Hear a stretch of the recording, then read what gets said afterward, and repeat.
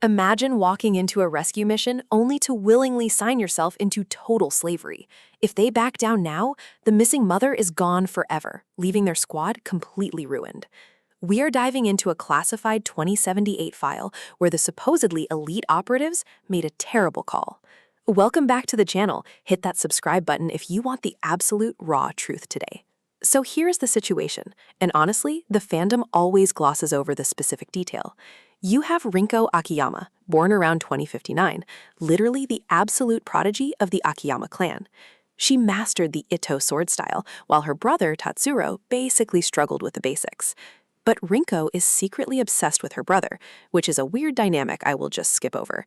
So how did this elite sword fighter end up in chains inside a sketchy underground laboratory?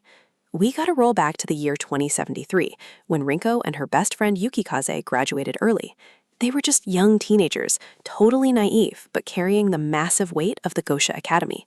Yukikaze's mother, Shiranui, mysteriously vanished without a trace right around that same time. Rinko stepped up as the surrogate head of the Akiyama estate, basically running the whole dojo. People literally treated her like an idol, comparing her skills to the legendary veteran Asagi. Tons of suitors tried to date her, but she rejected every single one of them without hesitation. I kind of forgot the exact rumor, but people actually started fan clubs thinking she disliked men. In reality, she only had eyes for Tatsuro, choosing to hide that massive secret from the world. Fast forward to 2078, the girls take down an old baseman dealing with a corrupt politician. The shady politician, Yazaki Munoichi, totally insulted Yukikaze right to her face during the op. Yukikaze lost her temper and delivered a spinning kick that completely shattered the guy's jaw. Rinko knocked him out right after, but you just knew this reckless move was going to haunt them. Sure enough, this led to the infamous put-on mission inside Yomihara's notorious Under Eden. They were supposed to act undercover to finally track down Shiranui after 5 long years. Rinko knew the risks, but she wanted to support her best friend no matter how bad things got.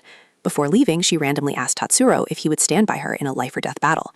Tatsuro thought she was just joking around, but he awkwardly agreed to back her up regardless. That small promise gave Rinko the confidence to walk right into a trap without asking questions. The very next day, they met their contact, Zacht, who was secretly working for the enemy boss, Real. Real was actually Yazaki's brother, and this whole mission was basically a giant revenge plot. He tossed a magical contract on the table, forcing them to become bound operatives or leave forever. The contract guaranteed immense pain if they ever tried to disobey a direct order or run away. Most players think they had no choice, but Rinko honestly believed they could just power through it. They signed the paper, and almost immediately, the guards dragged them down into the laboratory. Over the next 3 weeks, they endured heavy conditioning and extreme chemical modifications. Demonologists continuously exposed them to substances that severely altered their physical limits. Zacht would drop by just to mock them, laughing as they desperately tried to retain their sanity. They even secretly installed an EVE chip into Rinko's brain without her ever realizing it at all. In the bad timelines, they remained trapped there for almost a year and their minds completely break. Tatsuro would try to rescue them only to be stopped by a completely brainwashed Shiranui. But in the true timeline, Asagi and Sakura launched a massive rescue operation just in time. They cornered Real, forcing him to cancel the magical contract and free the girls from the facility. Yukikaze blasted Real with lightning, leaving him behind as they escaped the crumbling building. Even though they survived, Rinko's body remained permanently altered by the harsh experiments. She constantly needed medication to suppress the unstable urges brought on by the modifications. Now they had to face a completely different threat, and the stakes were higher than ever before. Moving into the year 2079, Yazaki tried to flee the country after his massive crimes went public. He dragged 2 heavily armed cyborg agents to Haneda International Airport in the dead of night. Rinko and Yukikaze intercepted him, absolutely determined to bring the corrupt politician down. Rinko used her new void art technique, creating spatial bubbles to instantly eliminate her target. Her opponent's life ended right there, demonstrating just how much her combat skills had evolved. Yazaki tried to bait Yukikaze with fresh details about her missing mother to save his own skin, but Yukikaze overcharged her limiter and vaporized half the airport just to vanquish the other guard.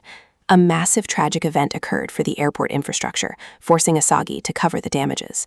They officially blamed a random terrorist group to hide the fact that 2 teenagers caused it all.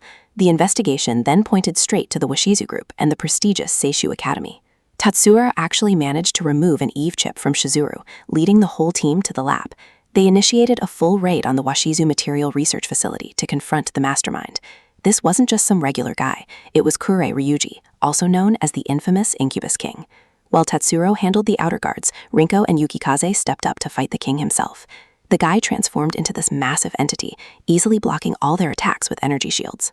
Honestly, most people would just retreat here, but Rinko and Yukikaze refused to back down at all. Yukikaze charged up a massive attack, fully prepared to destroy her limiters once again to win. Would this reckless gamble actually work against a monster that literally defied all natural laws? Rinko used her teleportation skills to bypass the heavy shields and strike from the blind spot. She channeled Yukikaze's raw lightning straight into the core while the monster prepared an attack. The massive recoil instantly hit the king, and his life came to a halt in a blinding flash of light. They thought they had finally won, and Yukikaze even kissed Tatsuro right there in the excitement. Rinko just stood on the sidelines, completely panicking as her own secret crush was being exposed. But the celebration ended instantly when they heard a chillingly familiar voice echo through the room. The Incubus King reappeared without a single scratch, casually standing next to a masked woman. The mysterious woman slowly removed her mask, revealing herself as Yukikaze's long-lost mother. After roughly 6 years missing, she was fully loyal to the enemy and completely brainwashed. The king casually revealed that the entire brutal fight was just a basic test of their potential. He literally mocked their intense efforts before vanishing into thin air alongside the corrupted mom. Yukikaze collapsed and cried out in absolute shock, realizing her mother was now an active enemy. This specific cliffhanger is absolutely wild because the canon universe just leaves it unresolved. Fast forward to the year 2082, rumors say Rinko and Yukikaze are running another deep cover mission. Tatsuro ended up getting captured while trying to protect a group of retreating student operatives. Reports mention a top-tier swordswoman getting locked up shortly after, which is definitely Rinko. She tried to save her brother, proving that her extreme dedication to him never faded over the years.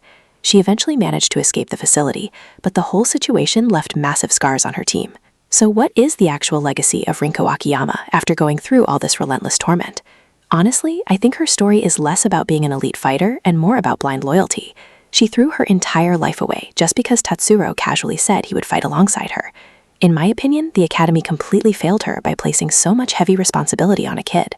You really have to wonder if being the strongest swordswoman was actually a curse in disguise. Maybe she just wanted a normal life, but the constant pressure forced her into a tragic corner. It really makes you rethink the whole dynamic of these supposedly heroic ninja academies. If you want to dive into more classified game lore that the fandom ignores, hit subscribe right now. We have an even darker story coming up next week, so make sure you do not miss that upload.